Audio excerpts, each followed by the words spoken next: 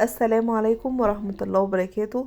النهاردة هنعمل مع بعض الكيكة الجميلة دي، كيكة البرتقال الاقتصادية. هنعملها ببيضة واحدة بس، مكونات سهلة وبسيطة وثابتة معاكي، هتطلع معاكي الكيكة في منتهى الجمال.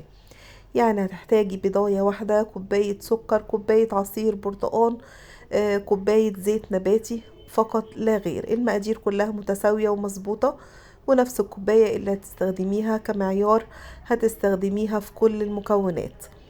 مش هتبطلي تعمليها بجد من حلاوتها. نبدأ بسم الله ونشوف الطريقة. اول حاجة معايا بيضاية واحدة بس، طبعا مخرجاها من التلاجة قبليها بفترة. هنحطها في الخلاط، وهنا زي ما قلتلكوا الكوباية اللي هنعاير بيها كل المكونات تبقى واحدة. دي معلقة كبيرة من الخل، عشان طبعا انا حاطة بيضة واحدة.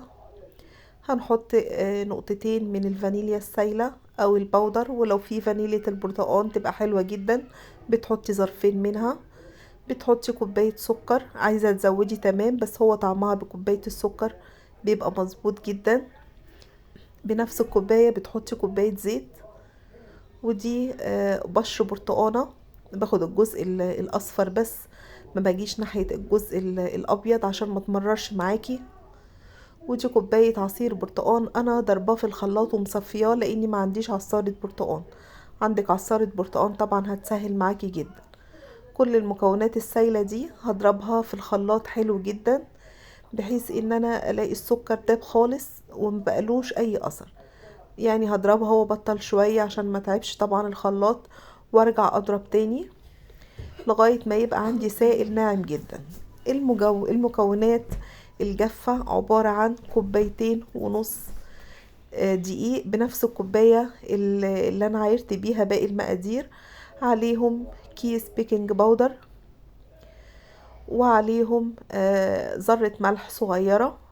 طبعا لو قدرتي تنخلي المكونات دي مرة واتنين بتبقى حلو جدا، بتدي نتيجة حلوة قوي. وبتحطي معلقتين نشا، معلقتين كبار نشا، وتقلبي المكونات الجافة كويس جدا. نخل الدقيق طبعا بيديني هشاشة كده للمخبوز اللي انا بعمله، سواء كيك سواء اي حاجة. لو قدرتي تنخليه مرة واتنين وتلاتة يبقى حلو جدا.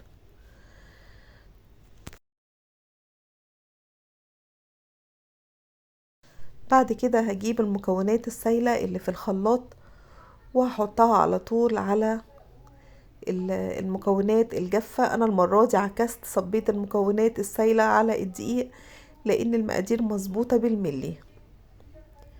بقلب حلو جدا زي ما انتوا شايفين بالمضرب اليدوي. حيث العجين تقل معايا شوية. اول ما اقلب حلو قوي هحط بالظبط ربع كوباية مية مغلية. ربع كوباية المية المغلية دي مغلية، انا حبيت اوريكم الدخان بتاعها. يعني من الكاتل غلي وفصل، وحطيت ربع معلقة بالظبط من المية.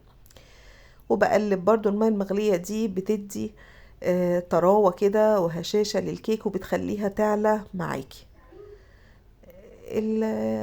الصينية بتاعتي مقاسها تقريبا 26، دهنتها زيت وعفرتها كده بالدقيق. هصب فيها الخليط بتاع الكيك، وخبطتين كده على الرخام عشان لو في اي هوا يطلع. والحركة دي بعملها دايما عشان لو في اي هوا في الكيك يخرج، بتبقاش حتة عالية وحتة نازلة. قعدت في الفرن بالظبط 35 دقيقة، وده طلع شكلها. انا محتاجتش ان انا اولع عليها شواية ولا حاجة. في الرف الوسطاني ومولعة الفرن قبليها ب5 دقايق. قعدت بالظبط 35 دقيقة، وهي احمرت من فوق ومن تحت لوحدها. لو انت بالنسبة لك لقيتيها محمرتش من فوق، ممكن تولعي الشواية يعني دقيقتين 3 مش اكتر.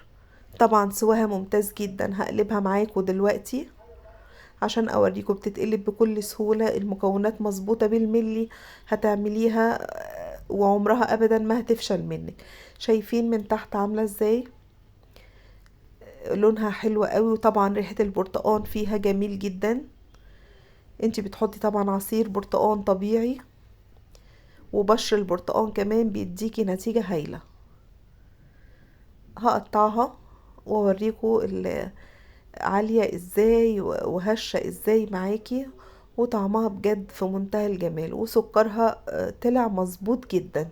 هو المفروض ممكن تحطي كوباية وربع سكر، بس هي كوباية طلعتها سكرها حلو، مش جازعة قوي مش مسكرة قوي.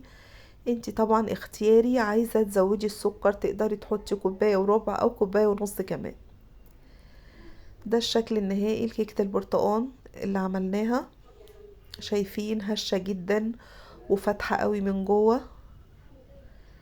اللي بيفتحها وبيخلي لونها حلو قوي من جوه كده معلقة الخل اللي حطيناها برضو، دي مهمة قوي. وربع كوباية المية المغلية كمان بيخليها ترتفع معاكي كده. بجد حاجة حلوة قوي قوي كده للفطار الصبح مع كوباية شاي او للعشاء.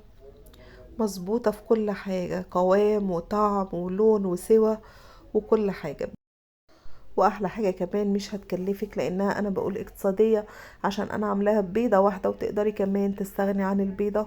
بس انا شايفة انها حلوة جدا بالمكونات دي. اتمنى تجربيها والطريقة تعجبك ان شاء الله.